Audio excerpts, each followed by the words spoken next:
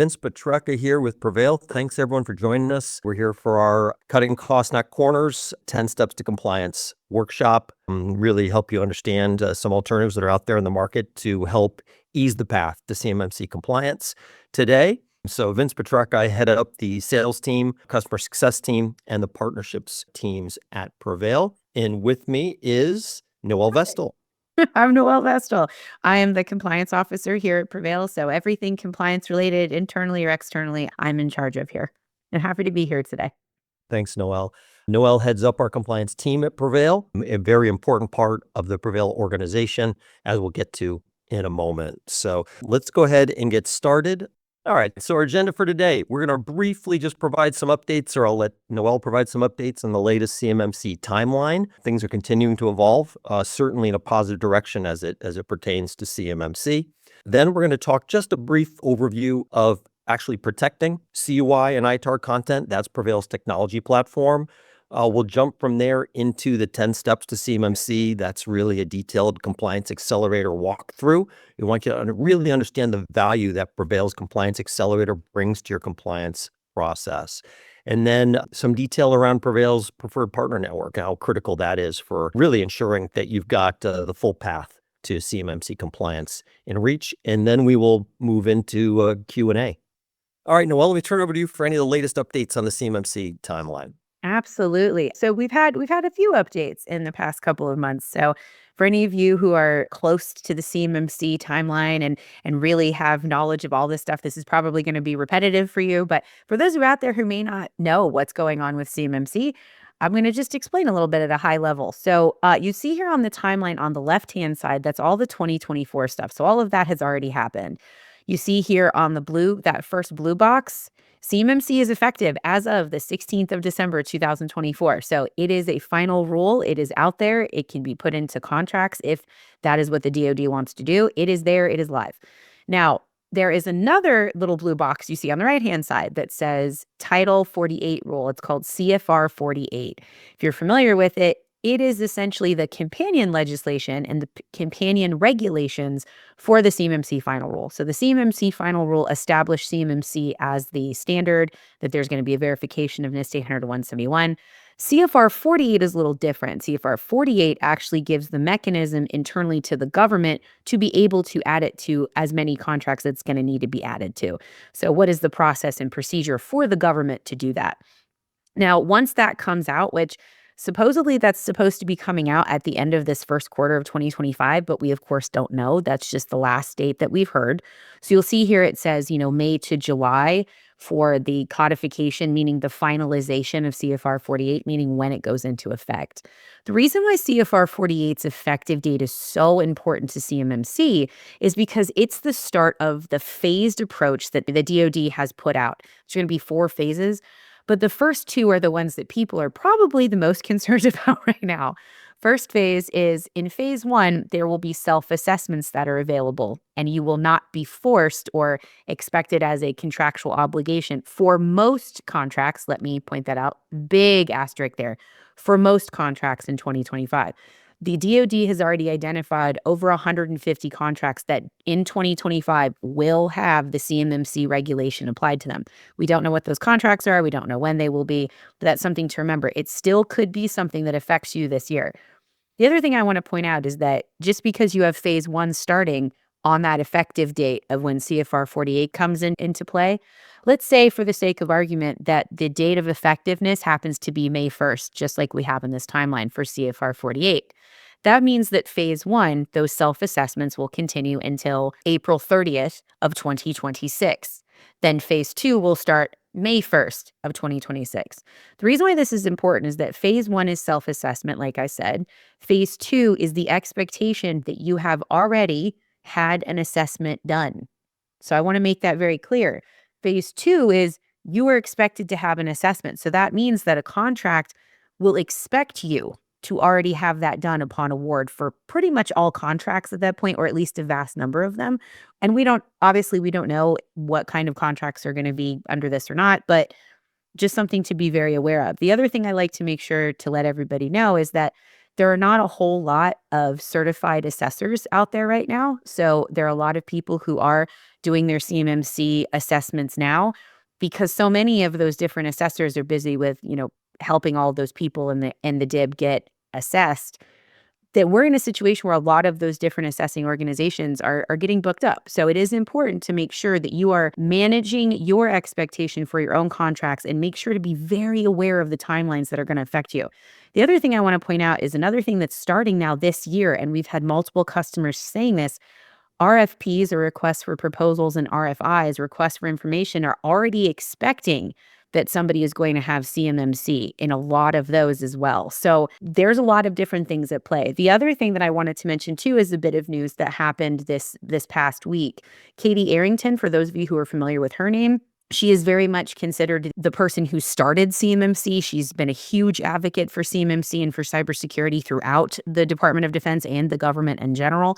She actually was just reappointed to a DoD position where she's going to be managing a lot of security and a lot of compliance. So if there was anybody out there who was wondering what CMMC was going to do and what's going to happen, it's here to stay. And we actually have the person who started it back in the same position. So again, just make very clear to everybody, this isn't going anywhere. Very good, Noel. So just a follow-up question. I think you were talking about certified assessors. Would you happen to be a certified assessor? I am actually.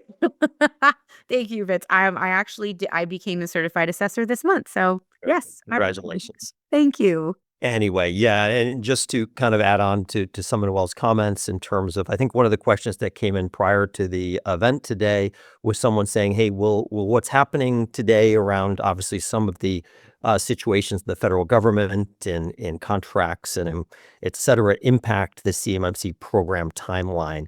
And I think I have to say right now is I can see it impacting things certainly generally. The DoD defense projects, the CMMC program appear to be fairly on target, on schedule at this point. We don't see any changes at this time or any reason to think that any is any different than it was 3 months ago in terms of the timeline and following that timeline to the full CMMC program. So please be prepared to move forward. This isn't going away. DFAR 7012 has been here since 2017. You need to protect your CY content in a DFARS compliant platform. You need to meet this NIST 800-171 controls. CMMC is adding an assessment layer to this. That is kind of coming into play here over the next year or so, for sure. But all of those requirements really are still there and have been there for years. Okay, so this compliance task, CMMC compliance, is a challenging task. And one of the reasons is simply that there are 110 of these controls, cyber controls. And 110 is a big number. Anytime you set about to accomplish 110 things, it takes a while, especially when there's even sub-objectives and there's actually 320 total assessment objectives you have to meet. So a 320-row spreadsheet is a big spreadsheet. It's a lot of individual tasks and things to do. And, what's the best way to save time when you're facing a project like that? Have someone do that for you. So you want to have someone who's done some of that work for you. You want to whittle that down to size. That's what PreVeil's approach is for the CMMC marketplace, especially for small and medium businesses that are defense contractors or larger defense contractors that only need a small portion of their organization to be compliant with CMMC. And here's how we do it. It's a 3-part program that will really allow you to really cut your costs quite a bit. The time involved here without cutting any corners, without sacrificing the ability for you to get a perfect 110, a 110 on your CMMC assessment. First of all, PreVeil is going to provide for you a full DFAR 7012 compliant platform for email, encrypted email, and encrypted file storage and sharing. That's going to be your vault for CUI, and you're going to be able to build your compliance boundary around PreVeil, the users that you have on PreVeil, and the devices for those users. That platform is going to be FedRAMP certified. It meets DFAR's incident reporting requirements, C through G. It's all fully FIPS 140-2 validated, soon to be FIPS 140-3 validated, and meets all the State Department ITAR compliance requirements as well. Because of the way we've designed PreVeil, it's going to help you support 102 of 110 of the controls. Not all fully, some will be partial, but it will provide a good deal of support.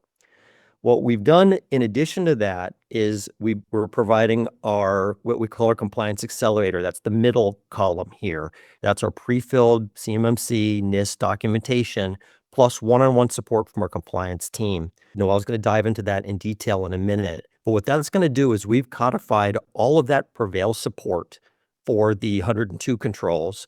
We've added onto it all the additional content that you would need to address the incremental controls or portions of the controls that PreVeil doesn't support.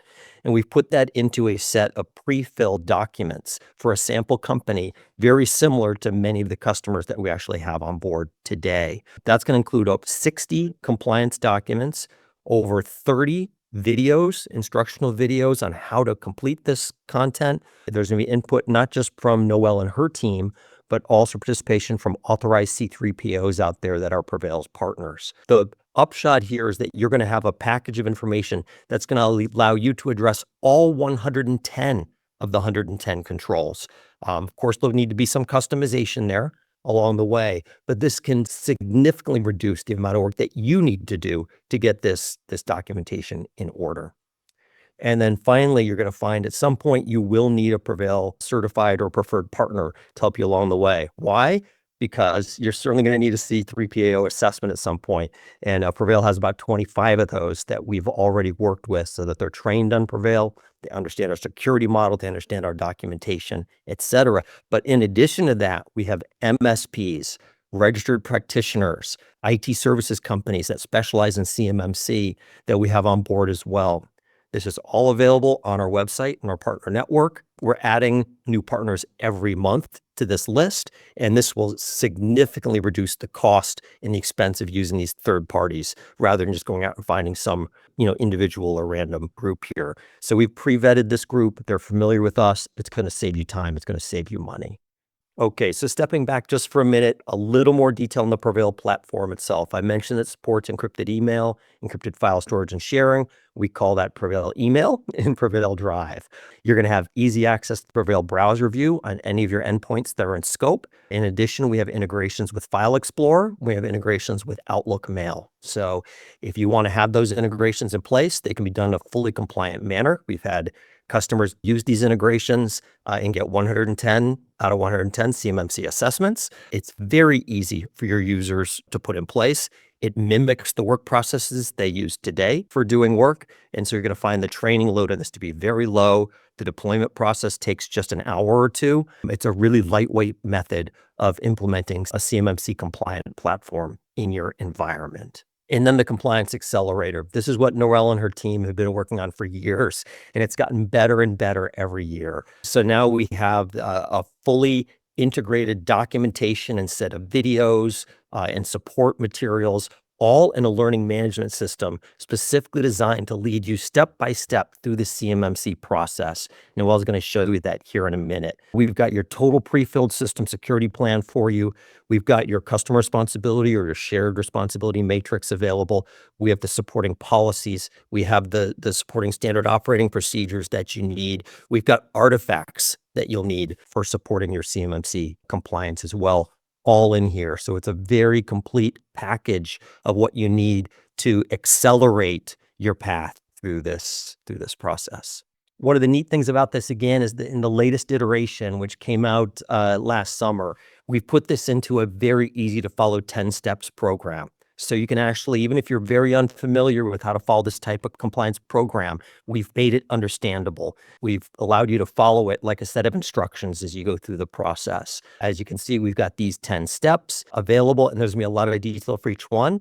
I'm now going to turn it over to Noël so she can let you see what this looks like. I think that'll be more fun than me describing it in any more detail. So just like Vince was talking about, we really have spent I've been here for a little over 3 years, and it's been our focus every year to make it as easy as possible for our customers to get through compliance. And the feedback that we got from our customers and our prospects was, yeah, it's great that you have some of this documentation. I need more. This is so much documentation. I don't even know how I'm going to get started. I don't know what I'm going to do. The question came in all the time. Where do I begin? How do I begin? What does it even look like? And then how do I even follow through? What are the other steps? So that is where the PreVeil Compliance Accelerator comes in. So this is our PreVeil Compliance Accelerator. So you'll see that we have more than 10 steps in here. You have a lot of step zeros. These were different steps that we also had customer feedback on. So as Vince said, we're constantly reiterating and constantly updating this. So we've got, how do I know if I need a compliant consultant, which is that is a very big question to answer. When do you need one? How do I know if I need one? This course will help you walk through and think about, okay, well, what are the different things I need to think about? What are the different decision points? And there's always going to be a video and then documentation supporting that. You'll see here too that you can schedule a 30-minute compliance call with our compliance team. So anyone who has access to the PreVeil Compliance Accelerator can also have access to me and my team. I take calls with customers all day long. Questions, anything you can think about compliance related, we've probably gotten it. So we're happy to support with that too, which is also a really amazing benefit. So as you're going through this, you don't feel like you're alone. So let's go back to the main area, and I'll just sort of double click and dive into some things. The first one I want to dive into is right here, scoping your boundary. I've said it before, I'm probably the brokenest of records when it comes to this, but the most important step you will take is scoping your boundary. There is nothing more important you're going to do from a CUI protection standpoint than understanding where that CUI comes into your organization, who interacts with it, what systems interact with it. Are there specific facilities that interact with it? You need to think about all of those different things and so many more. So again, you'll see there's a video here, and then there's a nice document talking about how to scope your boundary and instructions. You can, asking yourself different questions. Hey, am I supposed to be CMMC level 1, 2, or 3? How would I know? And as you go inside, you'll see that we also added level of effort examples. So this is just an estimated amount of hours that it would take based on what you believe your organization is. Are you a high level of effort, a medium level effort, or low? Maybe you don't have anything done with CMMC, and that's okay. Then you'd probably be more to the high side. Maybe you've been working a little bit on CMMC, got some stuff done, but you're not really sure if it's right, or I don't know. You're probably more of a medium effort. If you're in a situation where you've got almost everything done and implemented, probably on the lower side. So each one of these documents gives you that nice, just sort of estimate at the top of the hours. And again, this is totally an estimate, but just gives you an idea. You'll see here, this is almost a 4-page document just on scoping, different questions to ask yourselves, how it identify things, thinking about digital as well as physical CUI. That's a big one. Where is that CUI coming in? How is it leaving your boundary? How are you documenting it? And then we have an example. Hey, here's just a quick example of like a CUI flow of how that could look at an average organization. May not be your organization specifically, but it can help get your mind in the right space for when you're doing your scoping. So the other thing that's really important to remember about scoping is that it really does decide how your boundary will be going forward. So if you think, you know what, I've got CUI everywhere, I'm just going to go ahead and have all 100 people that are at my organization be part of my CUI boundary. You can certainly do that. Absolutely. But remember, you're going to have to maintain that boundary as long as you have contracts with the DoD that require that. So that could be years, decades, a very long time. So make sure to always consider that, which is why a lot of our customers at PreVeil go with the enclave approach. So you can scope your boundary down to just a subset of users within. Let's say you have 100 users. Maybe it's only 10 that actually need access to CUI. So you would just keep it with those 10 people and those different systems, and technologies that are interplaying with those 10 people who are interacting with CUI. That would be an enclave approach. It definitely can make scoping your boundary much simpler. It can also make it a lot faster, and it can make it less expensive going forward, like from an assessment standpoint and maintenance standpoint. So that's a really important step. There's a bunch of other steps that are incredibly important here, but I'm just going to click on this one right here for creating POAMs. For those of you who are not familiar with what a POAM is, that's a plan of action and milestone. It's also a requirement in CMMC. There is a specific control, 3.12.2, that is the requirement for a POAM tracking system of some kind. You can use anything that you want. And here, though, in the accelerator, we have actually a template ready to go for you. You can use this for all of your tracking of your POAM items. You'll see here all this information here. You need to be sure that you understand which stakeholders are going to be doing what, who is planning on things, when are we starting, when are we finishing? Because the POAM, remember, is a plan of action. These are things you are going to do. You haven't done any of them yet. Or maybe it's adjusting things that you've done before, but maybe they weren't done correctly. Essentially, anything in support of those 110 controls that you don't have fully implemented, I mean like completely, what Vince was talking about with the objectives. All the objectives need to be completely done, checkbox, for that control to be considered completely and fully implemented. If there's anything from this right here, you'll see is an actual control, but this here is the objective. So there may be individual objectives underneath controls that you haven't actually implemented. If that's the case, then that control can only be considered partially implemented, not fully. And you need to track everything to full implementation on something like, for example, this. You don't have to use it in an Excel file. You can use whatever you'd like, but you do have to have tracking for this. The other thing I always bring up with plan of actions and milestones, it's a living document. You have to have conversations about it. There have to be meetings or some sort of conversion of all of these stakeholders who are listed on this POAM so that you know what they're doing. Because remember, the M in POAM is milestones. You have to track all the milestones you're making as you're doing these updates.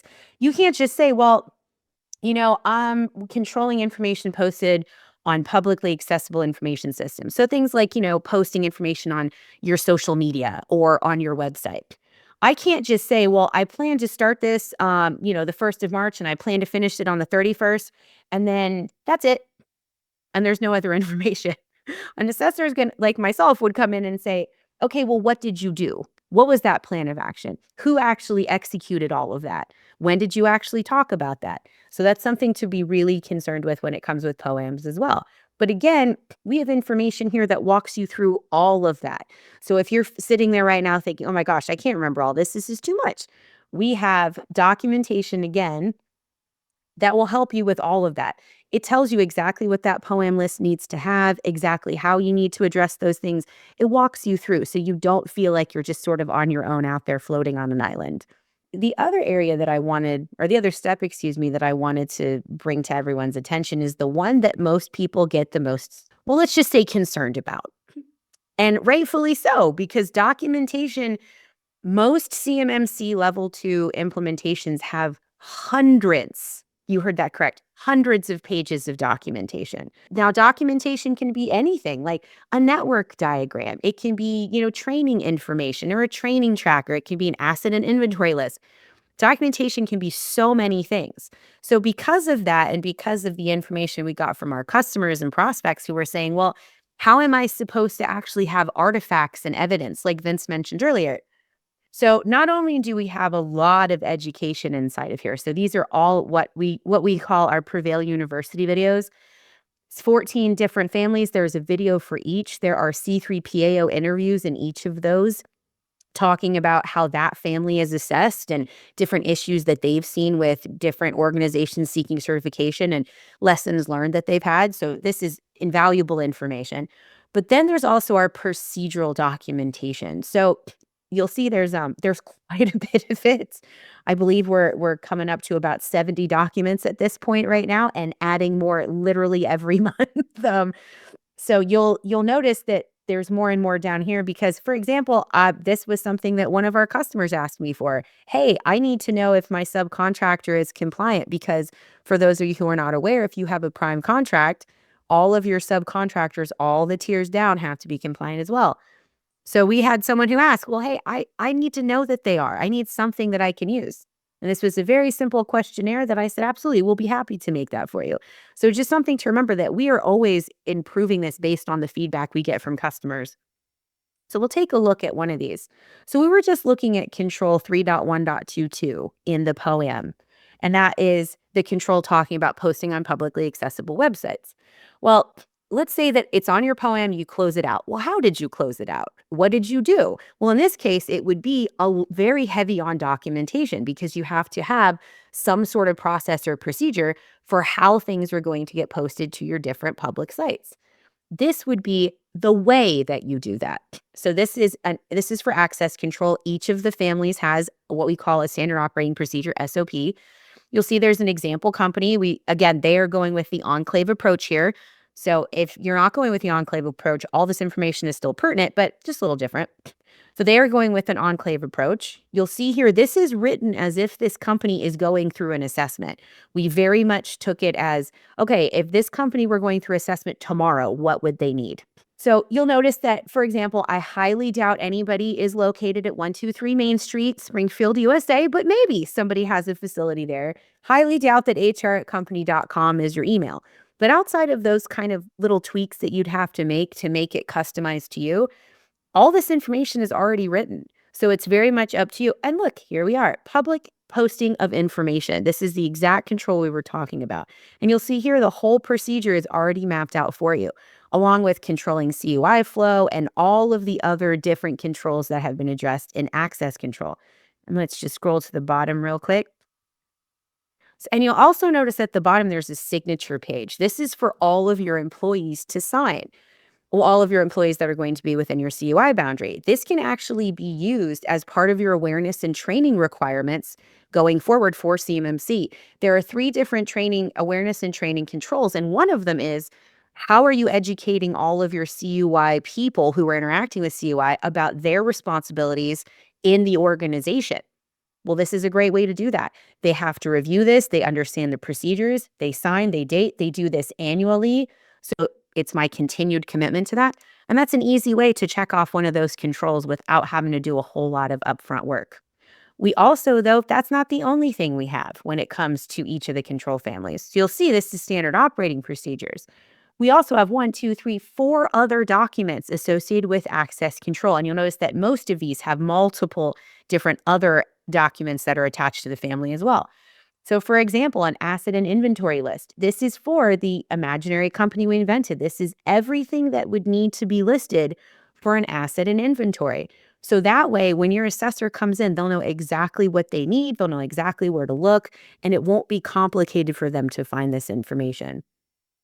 In addition, again, we also have our shared responsibility matrix, which is something that actually goes down to all of the 110 controls. So you can evaluate where you stand with PreVeil and with your own responsibilities, like Vince was mentioning.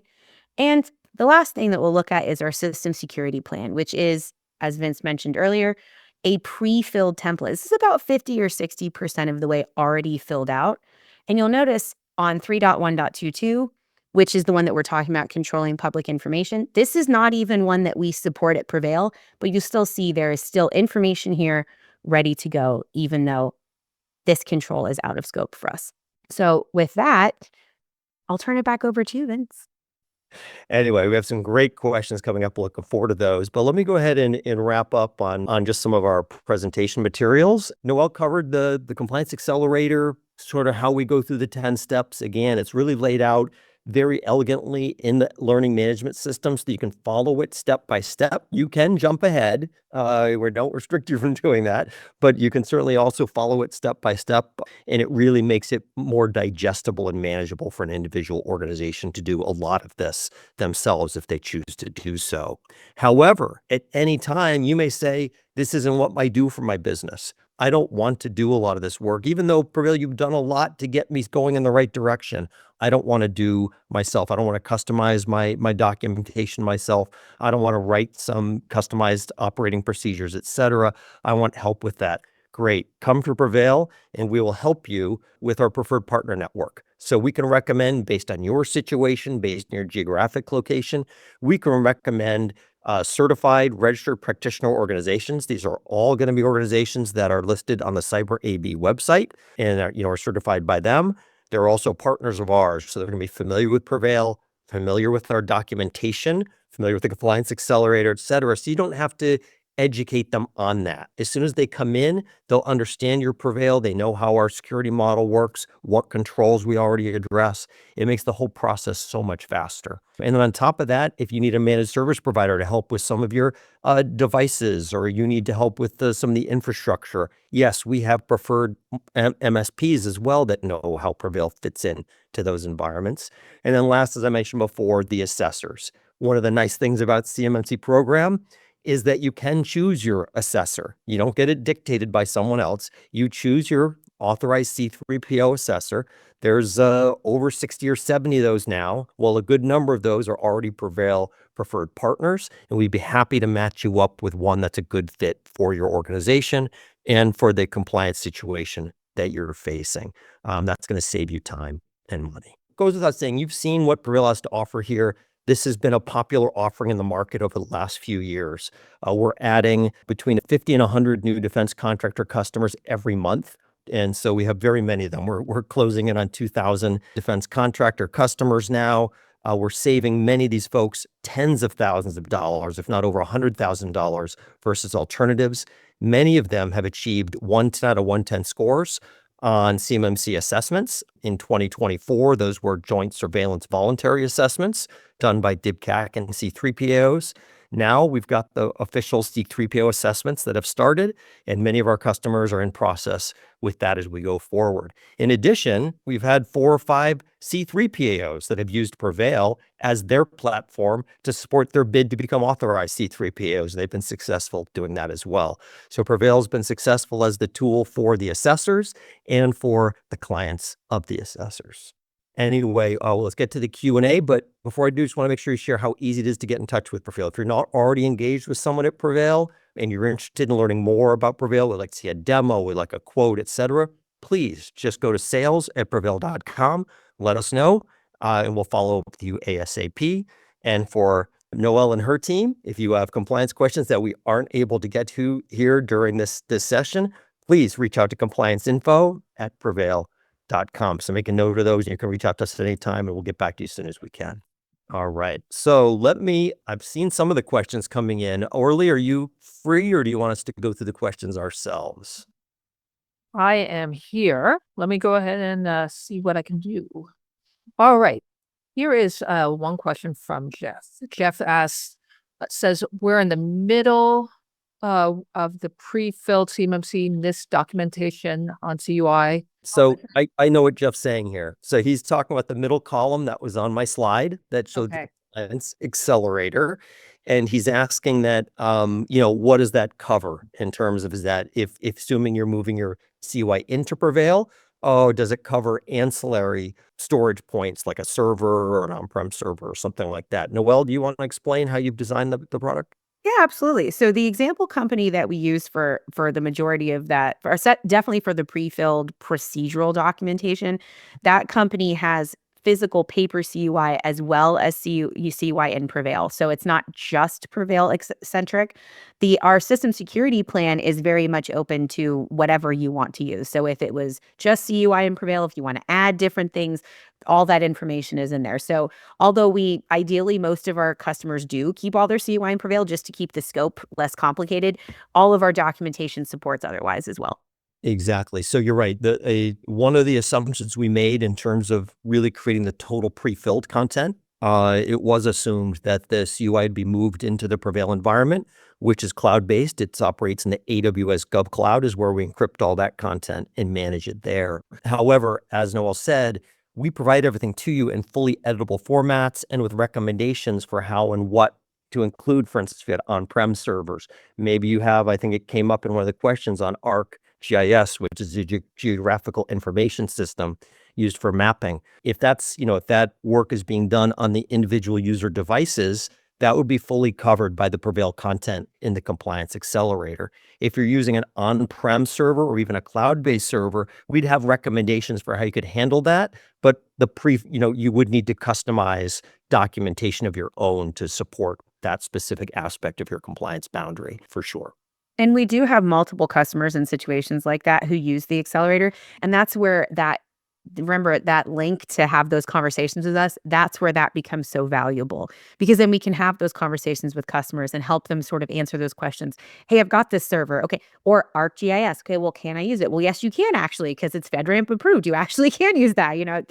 There's all that information. We have probably been asked that question a million times before. So we're happy to offer our expertise when you're doing that. All right, here's the next question. How could PreVeil help if a company already has all of their policies and procedures in SSP documentation? I mean, there's a multitude of different ways. One, it depends too on, and not to say that everybody's documentation isn't fantastic. I'm sure it's great, but there is a very big difference. I know I figured this out when I went through the 110 controls, and the company I worked at before I came to PreVeil, I implemented those 110 controls. And I will tell you, as an IT professional, I thought that I had it all locked up. I really did. I truly believed I knew what I was doing with the documentation. And then I had a gap analysis and figured out that perhaps I wasn't actually as great at that as I thought I was.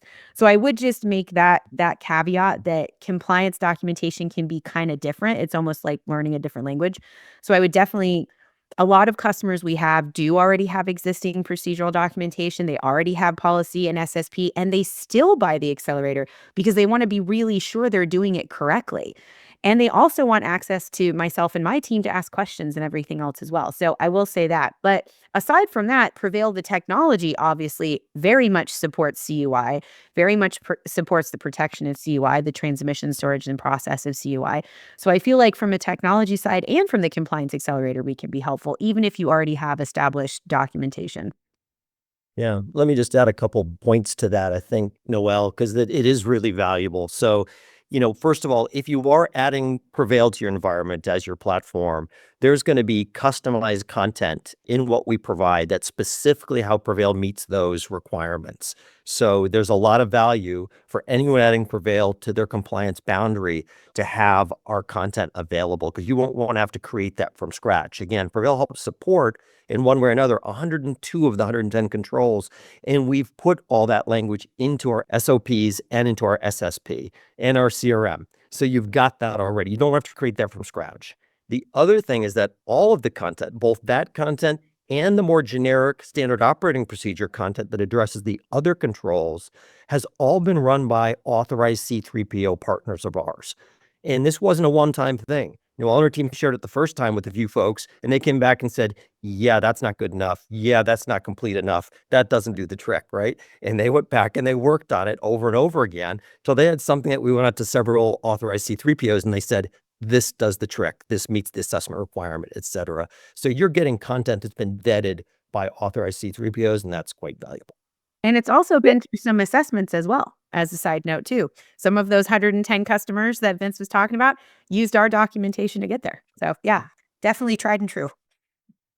One follow-up question on that. Could a company fail a CMMC assessment if they're using a third-party application that is not FedRAMP certified, such as Slack? So that, again, very much depends on the flow of CUI. If you are sharing CUI on a commercial Slack, then it is now in scope. If you make a policy and procedure and train everybody in your organization that we should not share CUI on commercial Slack, then you're going to essentially take Slack, not necessarily out of scope, but it's going to be out of the direct scope of those 110 controls. So that's a very nuanced question you'd have to ask on every individual third-party app, but it really does come down to, is CUI touching it? If it is touching it, if it's being stored, especially if it's being stored or transmitted from, like, for example, in a PreVeil, and if it's a cloud storage provider, then, like, for example, PreVeil, you have to be FedRAMP approved or equivalent for that, like PreVeil is equivalent. But it really does depend on which third-party app you're using and how you're using it and if CUI is flowing in and out of it. Yeah. No, great questions for a compliance team if you're in that situation. Yeah, For sure. absolutely. The process. All right, here's one last question that was submitted so far. It says, if we are starting a brand new entity, will the level of effort be high? Do you offer a startup package for the best way to start a new company to make CMMC compliance easier from the beginning and hopefully at a reasonable price? That's a great question. And I'll start and then I'll definitely kick it over to you, Vince. But one thing I will say right out the gate is that I know this is going to sound weird, but those people who are starting from scratch actually sometimes have it easier. They really do. I know that that's kind of surprising, but I can't tell you how many customers I talk to who say, well, I have 20 years of experience and we've done it this way for 2 decades and we don't want to change and nobody wants to change.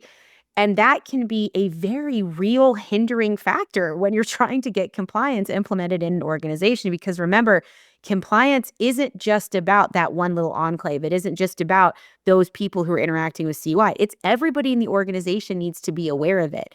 And you definitely need to have support all the way through the organization for it. If you're a smaller, especially, starting right fresh, like, oh man, I don't even know what CMMC is and I'm going to start implementing this. You don't have any of that pre-existing stuff to worry about. So in some ways it can be a little bit easier. I know that sounds crazy, but because I'm sure it sounds very overwhelming right now, but that can make it a little bit simpler. And the accelerator is really set up for that. That's essentially how everything is written, is to the, hey, I'm brand new and I have no idea what I'm doing level. So honestly, the accelerator would probably be perfect for that. But Vince, if you wanted to add anything. I mean, absolutely. I think, the thing is, Noel, you and the team have created a set of documentation based on a sample company, a small, medium business. And, you've detailed that down to the exactly what you need, detailed operating procedures, et cetera. So a new company could very well decide, we can work with the operating procedures Exactly. that PreVeil is laid out here. We're willing to just work with that. So that in that case, you'll have very little changes to make to that procedure, and it speeds up your documentation process. Again, since those procedures have already been vetted by these C3PAOs. So I think it's a great thing. And I'll just add on to that PreVeil does have special packages for small companies. If you just need a few licenses plus the PreVeil accelerator, we provide a discounted package for that that's very cost effective to get started. So if you're in that situation on this call, please let us know, sales@preveil.com, and we'll get in touch with you and show you how cost effective it can be to get going on this. All right, let's see, what other questions do we have? Can you help me compare and contrast PreVeil solution with Microsoft 365? Yep. I don't know. Vince, you want to Yeah, I take this can one? take Noel? I feel like Vince can take this one easy. Yeah, I mean, there's different flavors of Microsoft 365. There's the commercial version of 365, which is a great productivity tool. I've used it for years, right? Unfortunately, it doesn't support a CUI. And that's because it will not support the deforest requirement for incident reporting and media preservation. So you cannot store CUI in commercial Microsoft 365. Now, you can use some of the security protection assets that are supported by commercial Microsoft 365. What would some of those be, Noel? Microsoft Sentinel is a good example. It's a vulnerability scanner. Defender, I'm sure everybody probably has heard of Microsoft Defender, antivirus, anti-malware, absolutely. And Intune. Intune, which is the identity access management, or IAM tools. Yeah, lots of Microsoft tools can be used from commercial. You can put those to work for your compliance boundary, but not the storage. So with those cases, use PreVeil, right? That CUI can be put into PreVeil. We actually, as I mentioned before, will integrate with File Explorer if you wish. We optionally can integrate with Outlook so that you have an easy to use kind of solution. But we're storing all that content in a DFARS compliant AWS GovCloud environment. That's not the Microsoft commercial. Now, if you have Microsoft GCC, PreVeil makes a great complement to that. You can use PreVeil to share with your supply chain or with third-party folks out there. You can use PreVeil for storage of ITAR, because GCC does not support ITAR management. So, there's a lot of our customers use GCC plus PreVeil to meet the CUI and ITAR requirements. Okay. How long does it take to get into compliance typically? I'm wondering if they mean like to get started with compliance, Sure. or just to go from starting to fully compliant. Yeah, I'll kind of address a little bit of both. How about that? So number one, getting into compliance. In my situation, I was told that I was getting into compliance. So that's how it happened for me. There's a lot of our customers who were in similar situations. How long did it take me to sort of learn and understand it? I think that varies by every individual person. For me, it was probably a few months to really wrap my head around the language and how different CMMC says things than, what we're used to in general IT world. Secondly, from how long is it going to take me to get fully compliant standpoint? That can, again, it depends very much on the scoping of your boundary, like we talked about in the beginning. But most of our customers who are coming in, those small to medium businesses, especially, maybe they don't have a whole lot of users, maybe less than 10. They don't have a whole lot of endpoints, again, less than 10. There's not a whole lot they have to manage. If they come in, use the compliance accelerator, really use it. I mean, get in there, understand all the documentation, update it for what you're actually doing. Also use that link, to talk to myself and my team for any additional assistance.